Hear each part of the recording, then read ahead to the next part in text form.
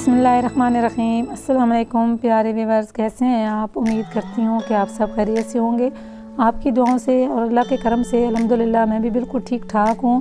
तो आप देख रहे हैं मेरे चैनल डेली रूटीन नेटवर्क। तो डेली रूटीन नेटवर्क की तरफ से मैं आपको खुशामदीद कहती हूँ। आज जो मैं आपके साथ रेसिपी शेयर करती हूँ वो है सरसों का साग और मकाई की रोटी।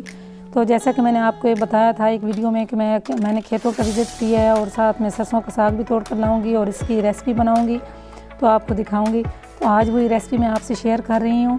तो सरसों का साग गांव में तो बहुत आसानी से मिल जाता है और भी बहुत सारे साग गांव में मिलते हैं, जैसा कि चनों का साग, पालक का साग और जमा का साग। तो मैं यहाँ सरसों का साग तोड़ कर लेकर आई हूँ। तो गाँव में साग बड़े शौक़ से खाया जाता है, ये बहुत लजीज और उम्दा बनता है। तो मैं आज आपको अपने अंदाज से बनाकर दिखाऊंगी कि इसको कैसे बनाते हैं। तो इससे पहले कि मैं आपको साग बनाने के अज्जा बताऊं तो काइंडली मेरी आपसे गुजारिश है कि जो मेरे चैनल पर नए हैं वो मेरे चैनल को ज़रूर सब्सक्राइब करें और अगर मेरी वीडियो आपको अच्छी लगती हैं तो उन्हें लाइक शेयर करें और अच्छे से कमेंट्स दें। तो आए व्यूअर्स, स्टार्ट करते हैं कि साग को कैसे बनाते हैं और इसके कौन कौन से अज्जा जो हैं वो इसके अंदर इस्तेमाल होते हैं। मैं बताती हूँ कि मकाई का आटा हम कैसे गूँथते हैं। इसके अंदर हम गंदम का आटा ऐड कर रहे हैं क्योंकि मकाई की रोटी टूटती नहीं है। साथ में थोड़ा सा नमक भी ऐड कर दें, तो नमक आप बस भी ज़रूरत ले सकते हैं। साथ में ये अजवाइन, क्योंकि इससे मकाई की रोटी का टेस्ट अच्छा आता है।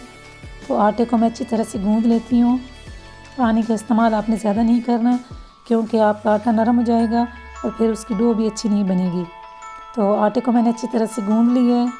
साथ ही मैंने साग का पानी भी बॉयल होने के लिए रखा हुआ है और फिर मकाई की रोटी भी बनाऊँगी और आपको दिखाऊँगी। पानी जो है वो मेरा गर्म हो चुका है, इसको मैंने अच्छी तरह से पानी को गर्म कर लिया है। व्यूअर्स, आपने इस पॉइंट पर ख्याल करना है कि साग को हमेशा गर्म पानी में ही डालें। इसका फ़ायदा ये होता है कि साग की रंगत काली नहीं होती और नरम भी बनता है और कलर भी इसका सब्ज़ ही रहता है। अदरवाइज़ ठंडे पानी में डालने से एक तो ये सख्त हो जाता है और अपना कलर भी चेंज कर लेता है और टेस्ट में भी फ़र्क आ जाता है।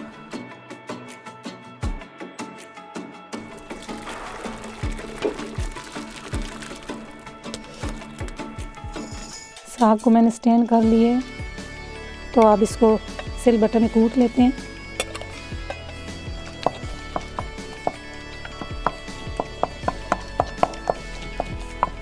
ऑयल मैंने ले लिए, आप डाल लें। साथ में ये प्याज,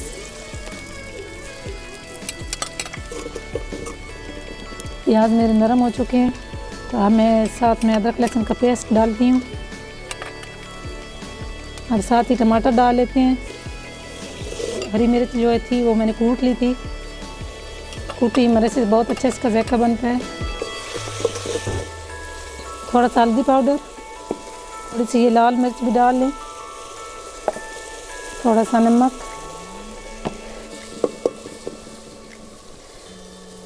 मसाला मैंने अच्छी तरह से भून लिया है।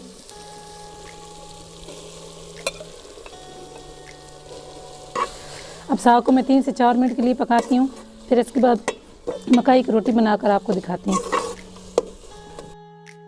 व्यूअर्स, हम पेड़े बनाते हैं साथ साथ मकाई के आटे में गंदम का आटा इसलिए मिक्स किया है ताकि रोटी टूटे नहीं, क्योंकि अगर सिर्फ मकाई हो तो ये टूट जाती है और मकाई इतनी लेसदार नहीं होती, इसके मुकाबले में गंदम लेसदार होती है। तो इसी वजह से ये मकाई हो या बाजरे का आटा तो इसको टूटने नहीं देती। व्यूअर्स, मकाई की रोटी हो या बाजरा की, जब हम तवे पर डालते हैं तो ये जल्दी टूट जाती है और रोटी की ये सारी शेप ख़राब हो जाती है। इसलिए आपने इसको मोटा रखना है और कोशिश करनी है कि हाथ के बजाय इसको किसी प्लेन जैसे ये ढकना या कोई ट्रे हो तो इसके ऊपर डालकर इसको तवे पर डालें।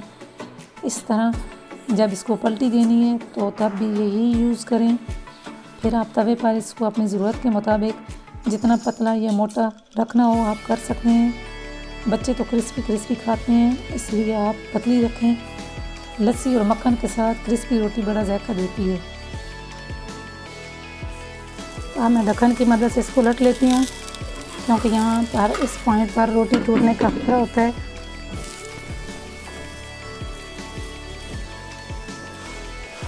और इसी तरह मैं तमाम रोटियाँ पकाऊंगी, फिर आपको दिखाती हूँ।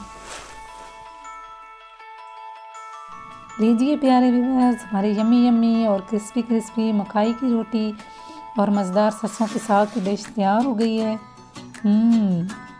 बहुत ही मज़ेदार और प्यारी खुशबू आ रही है मकाई की रोटी की और साथ मक्खन। खुद भी खाएं और साथ मज़े से मेहमानों को भी गर्मा गर्म खिलाएं और सबके दिल जीत लें। तो आई होप व्यूअर्स मेरी ये मज़ेदार सी सरसों के साग और मकाई की रोटी की ये रेसिपी आपको लाजमी पसंद आई होगी। एक प्यारा सा कमेंट करके लाजमी बताना है आपने। और हाँ, इस मौसम में आप भी मेरे तरीके से ये साग और रोटी बनाएं, लेकिन मक्खन और लस्सी साथ में लाजमी होनी चाहिए। फिर देखें कैसे सब आपकी तारीफ़ नहीं करते। तो मिलेंगे फिर किसी न्यू मज़ेदार सी रेसिपी के साथ किसी खूबसूरत सी व्लॉग में। अपना बहुत सारा ख्याल रखें। अल्लाह हाफिज़।